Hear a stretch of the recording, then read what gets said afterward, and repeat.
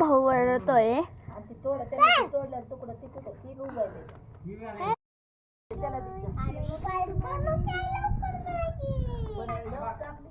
काय गाईस, तर बघा आमचं एवढं मोठं घर आहे. दाखवती पण आहे तुम्हाला. बघा इथे झाड आहेत. हे झाड तुळशी माताचं आहे. हे झाड लाजूक्याचं आहे. आणि हे नाही माहिती आहे मला. हे तुळशी माता आहे. हे सगळे मनी प्लॅन्ट्स सगळं तो बघा छान झालं. काय